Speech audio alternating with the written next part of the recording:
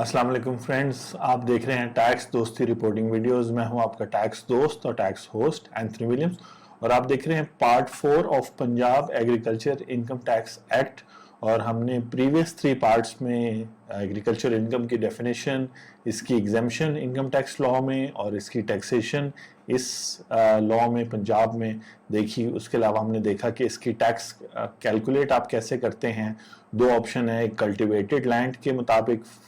Section 3 में और एक आपकी एग्रीकल्चर इनकम के हवाले से। इस वीडियो में आज हम बात करेंगे सेक्शन 4 की, यानी कि टैक्स रिटर्न किसने फाइल करनी है। यानी Punjab agriculture income tax act 1997 के मुताबिक इनकम टैक्स रिटर्न जो है पंजाब में किसने फाइल करनी है जिसकी एग्रीकल्चर इनकम है। और उस हवाले से कहता है every person whose total agriculture income और total agriculture income of any other person, यानी ओनर या कोई और शख्स जो उसके बिहाफ पर ये काम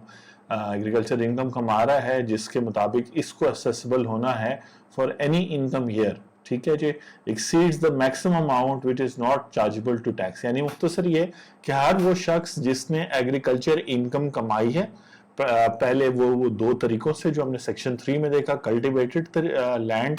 के बेसिस पर, और फिर एक्चुअल जो इनकम उसने सेल की एग्रीकल्चर प्रोडक्ट्स की और उससे जो इनकम आई उसके कंपैरिजन में टैक्स दोनों तरीके से कैलकुलेट हुआ और फिर जो है ना हुआ। तो यहाँ वो कह रहा है कि हर वो शख्स जिसकी एग्रीकल्चर इनकम 80,000 से ज्यादा है, वो कह रहा है ना maximum amount which is not chargeable to tax. तो सेकंड शेड्यूल में हमने देखा था कि 80,000 एनुअल अगर आपकी एग्रीकल्चर इनकम हो तो आपको उस पर एग्रीकल्चर इनकम टैक्स नहीं पे करना और ना ही आपको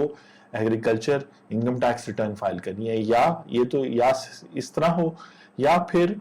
who himself or any other person on whose behalf he is accessible under this act, यानी वो ओनर के तौर पे या किसी और के बिहाफ पर अगर वो 50 acres of irrigated land cultivate करता है तो अपनी टैक्स रिटर्न फाइल करेगा। मे भी शायद उसकी इनकम ना हुई हो लेकिन अपनी टैक्स रिटर्न फाइल करे। या वो 100 एकर्स ऑफ अनइरिगेटेड लैंड जो है ना वो 1 साल में कल्टीवेट करेगा तो वो टैक्स रिटर्न फाइल करेगा। हो सकता है उस साल उसकी कोई भी टैक्स एग्रीकल्चर इनकम ना हो, लेकिन फिर भी वो टैक्स रिटर्न फाइल करेगा। और हो सकता है उसकी एग्रीकल्चर इनकम हो जो सेक्शन 3 के मुताबिक कैलकुलेट हुई है, जैसे आपने पार्ट 3 में देखा इस वीडियो से पहले,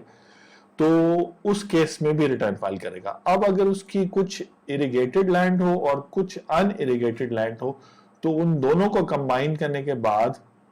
जहां पर इरिगेटेड लैंड तो आप 1 एकड़ लेंगे, लेकिन अनइरिगेटेड लैंड जो है वो 2 एकड़ अगर हो तो उसको 1 एकड़ कर देंगे और फिर दोनों को ऐड करेंगे और टोटल कंबाइंड 50 एकड़ से अगर ज्यादा हो, जिसके अंदर हो सकता है उसकी 40 एकड़ इरिगेटेड लैंड हो और जो है कहते हैं 20 एकड़ जो है उसकी अनइरिगेटेड लैंड हो, तो 20 एकड़ को आप कन्वर्ट करेंगे 2 एकर्स को 1 में, तो 20 एकर्स 10 एकर्स बन जाएगी और 40 एकर्स ऑफ इरिगेटेड लैंड और 10 एकर्स जो है जो कन्वर्ट हुई है वो ऐड होगी तो 50 एकर्स बन जाएगी। तो कहते हैं aggregate area of which is equal to, यानी 50 एकर्स के बराबर या मोर देन 50, तो तब भी shall file a return of his total income agriculture income और the agriculture income such other person, यानी उसकी कमाई हुई इनकम या वो अगर किसी और के बिहाफ पे कमा रहा है तो वो उस सेड ईयर के लिए, सेड ईयर का मतलब इनकम ईयर का मतलब है कि अभी इस वक्त इनकम ईयर 2020 चल रहा है, इसकी असेसमेंट होगी जुलाई के बाद, जून के बाद, 30 जून 2020 के बाद इस इनकम ईयर का असेसमेंट ईयर स्टार्ट हो जाएगा। और असेसमेंट ईयर के लिए पहले जो है जिस तरह हमारी रेगुलर एफबीआर की टैक्स रिटर्न सितंबर तक जाती है, तो रूल्स के मुताबिक आप जो है अपनी एग्रीकल्चर इनकम की रूल्स के मुताबिक डेट सेट होती है और आप फाइल करते हैं, उसके बाद आपकी असेसमेंट होती है। और कलेक्टर भी जो है वो किसी शख्स की असेसमेंट कर सकता है पिछले 2 सालों की, यानी कि 2 साल पीछे तक कोई भी इनकम ईयर अगर किसी की हो, अगर हम 2020 में हैं तो कोई भी 2017 2018 की असेसमेंट वो 2019 या 2020 में कर सकता है कि इस बंदे ने तो अपनी टैक्स रिटर्न फाइल नहीं की। लेकिन अभी पिछले दिनों जो हाई कोर्ट ने स्टे दिया था वो सेक्शन 3A के तहत दिया था, जहां पे जुलाई 2013 से पीछे जो है वो नोटिस इशू थे लोगों को कि वो अपनी रिटर्न करें, फाइल करें। ठीक है जी, तो आई होप कि जो है ये जो सीरीज हमारी चल रही है पंजाब एग्रीकल्चर इनकम टैक्स पे, तो वहाँ हमने कहा कि पहले आप टैक्स कैलकुलेट करेंगे अपने कल्टिवेटेड लैंड के हिसाब से, और फिर आप टैक्स कैलकुलेट करेंगे आपकी एग्रीकल्चर इनकम के हिसाब से। एग्रीकल्चर इनकम कैसे कैलकुलेट होगी? टोटल सेल होगी और उसमें से आप एक्सपेंसेस माइनस करेंगे। टोटल एग्रीकल्चर इनकम लेंगे, वो जो माइनस करेंगे आप एक्सपेंसेस, वो कैलकुलेट होंगे सेक्शन 4A के तहत। यानी सपोज करें आपने 12 लाख साल की अपनी दोनों क्रॉप्स या एक क्रॉप कल्टीवेट की और सेल की, और उसमें से आप अब माइनस करेंगे अपने एक्सपेंसेस। और वो कौन कौन से एक्सपेंसेस अलाउड है इस एग्रीकल्चर इनकम, यानी सेक्शन 3 के अंदर जो सेक्शन 3 सब सेक्शन 3 के अंदर जो तरीका दिया हुआ है। सब सेक्शन 1 में तो कहता है कि जितनी आपकी कल्टीवेटेड लैंड है उस पर आप एक फ्लैट रेट लगा लेंगे। सेक्शन 3 ये कहता है कि जुलाई 2001 के बाद आप अपनी agriculture income tax total agriculture income compute करेंगे और उस पर सेकंड शेड्यूल के मुताबिक टैक्स लगाएंगे, इन दोनों में से जो टैक्स हायर होगा। लेकिन अभी हम ये बात करें कि ये जो एग्रीकल्चर इनकम आपने कैलकुलेट करनी है, टोटल एग्रीकल्चर इनकम, जिसपे सेकंड शेड्यूल के मुताबिक आपने टैक्स लगाना है। सेकंड शेड्यूल जो है यहाँ पे गिवन है, यानी ये वाला जो आपके स्लैब रेट्स है कि 10 लाख तक आपकी नेट इनकम हो तो कितना लगेगा, 5% लगेगा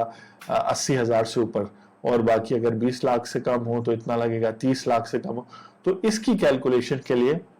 आपको कौन कौन से एक्सपेंसेस अलाउड हैं, तो उसको आपको जो है क्या कहते हैं, ये एक्सपेंसेस अलाउड हैं। और अब जब इंटरेस्टिंग बात है, एक्सपेंसेस आप देख लेंगे तो इसमें आप देखेंगे कि हो सकता है आपको लॉस भी आए, लेकिन जो एग्रीकल्चर इनकम पर लॉस है वो यहाँ पे कहीं नजर नहीं आ रहा कि उसकी क्या ट्रीटमेंट है। तो पहले हम देखते हैं कि आपकी एग्रीकल्चर इनकम 12 लाख या 2 करोड़ आपने अपना साल में आपको इनकम आई, उसमें से आप ये एक्सपेंसेस माइनस करेंगे, any expenditure on account of labour of, जो आप लेबर को पे करेंगे टिलिंग के लिए, सोइंग ऑफ सीड्स के लिए, प्लॉइंग के लिए, प्लांटिंग के लिए। ऑब्वियसली डिफरेंट क्रॉप्स हैं और डिफरेंट चीज़ें हैं, तो उनके डिफरेंट एग्रीकल्चर प्रोसेसेस हैं। जिस तरह हम सुप्रीम कोर्ट का एक केस है वो हम टैक्स मास्टर क्लास में देख रहे हैं कि एग्रीकल्चर इनकम क्या है, और एग्रीकल्चर इनकम कौन से एग्रीकल्चर ऑपरेशंस या एग्रीकल्चर पर्पस कौन सी चीज़ें उसमें आती हैं टैक्स लॉ में, इनकम टैक्स लॉ की बात हो रही है। तो यहाँ पे पंजाब से एग्रीकल्चर इनकम टैक्स में वो सारे प्रोसेसेस बताए हुए हैं कि ploughing, tending, pruning, rendering the product fit to be taken to market, any other agriculture operation. तो ये वो उस सुप्रीम कोर्ट 1959 का जो है उसमें डिस्कस हुआ है, जिसका पार्ट 1 आपको यूट्यूब चैनल पे मिलेगा, पार्ट 2 भी हम बना रहे हैं। तो एक तो लेबर के हवाले से आप ये माइनस कर सकते हैं। उसके अलावा कोई भी एक्सपेंडिचर जो आप परचेज ऑफ सीड और फर्टिलाइजर एंड पेस्टिसाइड्स पर करेंगे, वो एक्सपेंस आप माइनस कर सकते हैं अपनी सेल में से, ग्रॉस इनकम में से। इसी तरह एनी एक्सपेंडिचर जो आप कोई एनिमल हायर करते हैं, ट्रैक्टर लेते हैं, एग्रीकल्चर मशीनरी लेते हैं, कोई प्लांट्स टूल्स लेते हैं उस एग्रीकल्चर इनकम को कमाने के लिए, तो उसका जो कराया हुआ वगैरह वगैरह वो जो है ना आप कर सकते हो। उसके अलावा इसी तरह repair and maintenance of water courses, जो आपके खेतों को पानी आ रहा है जिस रास्ते से आ रहा है, वाटर कोर्स से आ रहा है, उसको रिपेयर मेंटेनेंस का एक्सपेंस भी माइनस कर सकते हैं। Any expenditure on harvesting of agriculture produce, marketing of agriculture produce, यानी आप देख रहे हैं कि पूरे सप्लाई चेन में एक दफा जब आप लैंड से रिलेटेड कोई भी एग्रीकल्चर जो है ना उसका प्रोसेस कर रहे हैं, हार्वेस्टिंग कर रहे हैं या उसकी मार्केटिंग कर रहे हैं उस एग्रीकल्चर प्रोडक्ट की, तो वो सारे एक्सपेंस आप माइनस कर सकते हैं। इसके अलावा मुख्तलिफ लोकल टैक्सेस हैं, जैसे उशर है, लोकल सेस है, अदर सेसेस हैं, वाटर रेट है, इलेक्ट्रिसिटी बिल्स हैं जो आप ट्यूबवेल पे करते हैं, लिफ्ट पंप्स पे करते हैं जो आप एग्रीकल्चर को पर्पस के लिए जो पानी यूज करें। उसके अलावा फ्यूल चार्जेस पे कर रहे हैं ट्यूबवेल वगैरह पे, अगर जनरेटर वगैरह यूज हो रहा है। उसके अलावा रेंट पे कर रहे हैं लैंड, ऐसा लैंड जो एग्रीकल्चर पर्पस के लिए आप यूज कर रहे हैं। उसके अलावा जो एग्रीकल्चर लोन हासिल करने के लिए आपको खर्चा होता है वकील वगैरह का, वो भी आप माइनस कर सकते हैं। जो एग्रीकल्चर लोन्स आपने लिए उसका मार्कअप माइनस कर सकते हैं। इसके अलावा कोई भी बिल्डिंग, मशीनरी, प्लांट जो आप ओन करते हैं उस पर आप डिप्रिसिएशन 15% के हिसाब से return down value, return down value का मतलब ये होता है कि 100 रुपए की चीज खरीदी, आपने 15% माइनस किया, आपका 85 रह गया। अगले साल आप 85 का 15% लेंगे जो तकरीबन 13 रुपए बनेगा, तो वो माइनस करेंगे यानी 72 हो जाएगा। फिर 72 का 15% लेंगे तो ये है रिटर्न डाउन वैल्यू का तरीका, अकाउंटिंग का तरीका। स्ट्रेट लाइन का ये होता था कि 15-15 रुपए आप 15% आप 100 में से माइनस करते रहे, यानी 85, फिर 70,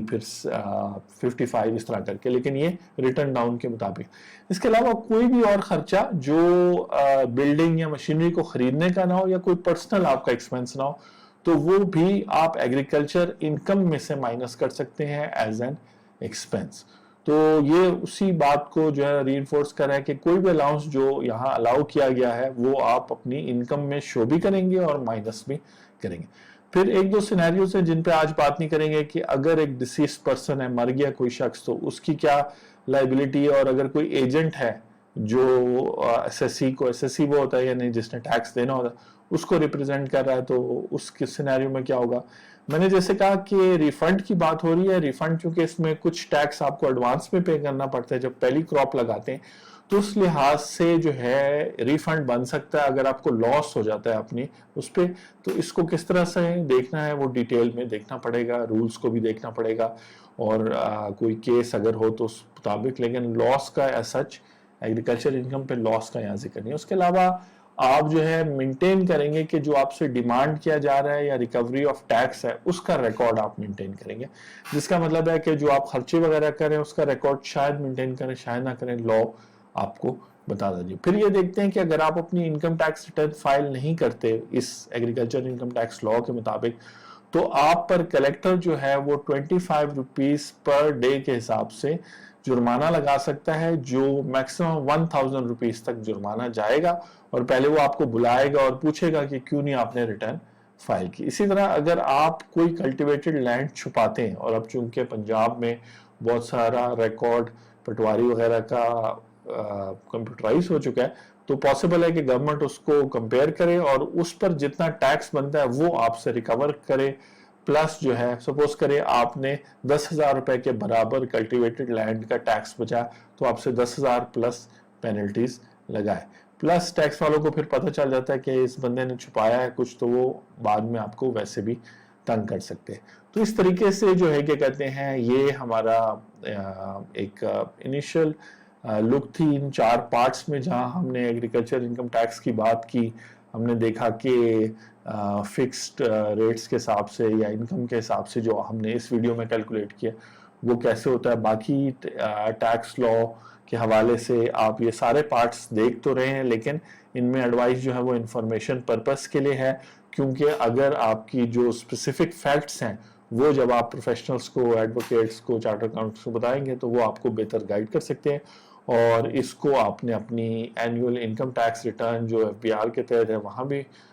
शो करना है, वहाँ एग्जेम्प्ट है, और प्रीवियस पार्ट्स में हमने ये बात की है। तो आपको अगर कोई क्वेश्चन वगैरह है तो नीचे दिए हुए नंबर्स पे भी कॉल कर सकते हैं। और ये हमारा एक एग्रीकल्चर इनकम टैक्स एक्ट के हवाले से जो है ना 4 पार्ट्स की सीरीज कंप्लीट होती है। Thank you very much. आप लोग जो है देखते हैं, पसंद करते हैं, शेयर करते हैं, और आई होप कि इस पब्लिक हेल्थ प्रॉब्लम के टाइम पर आप जो है क्या कहते हैं अपना टाइम निकाल के अपने जो सारे एसेट्स वगैरह हैं उनका रिकॉर्ड हो गया, उनके डॉक्यूमेंट्स हो गए, उनको अरेंज करें। उसके अलावा जो इनकम सोर्सेज हैं उनको आप जो है उनसे रिलेटेड डॉक्यूमेंट्स वगैरह करें, और कोशिश करें कि डॉक्यूमेंटेशन करें, क्योंकि टैक्सेस और फाइल करना और टैक्स अथॉरिटीज़ के साथ डील करने का बेस्ट तरीका ये है कि आपके पास आपका मनी ट्रेल हो कि आपने प्रॉपर्टी कहाँ से खरीदी, एग्रीकल्चर इनकम का, एग्रीकल्चर प्रॉपर्टी कहाँ से खरीदी, या किस तरीके से आप इसको मैनेज कर रहे हैं और इससे कितनी इनकम आपको आ रही है। उसके अलावा हर साल का सेपरेट रिकॉर्ड हो। कोशिश करें कि अगर अब जब इकोनॉमी एक तरह से लॉकडाउन हुई है, इसके बाद जॉब्स वगैरह का इशू होगा, तो वो यंग लोग जो एजुकेशन यानी अकाउंटिंग की ACCA, CA, MCOM, MBA यानी अकाउंट्स वगैरह पढ़े हैं, उनको मौका दें कि वो आपके अकाउंट्स रखें। अकाउंटिंग रिकॉर्ड्स रखने से आपको आपकी इनकम, एसेट्स, बेहतर परफॉर्मेंस, अपने जो रिसोर्सेज हैं उनकी बेहतर यूटिलाइजेशन के बारे में पता चलता है। तो ये सब चीज़ें जो हैं अगर अब आप इस तरह से करेंगे एक सिस्टमेटिक तरीके से लॉ को समझने के बाद, तो इससे इकोनॉमिक बेनिफिट्स बहुत होंगे। मैं हूं आपका टैक्स दोस्त और टैक्स होस्ट एंथनी विलियम्स, और आप देख रहे हैं टैक्स दोस्ती रिपोर्टिंग वीडियोस। आपसे जल्द मुलाकात होती है अगली वीडियो में। अपना ख्याल रखें। Thank you very much.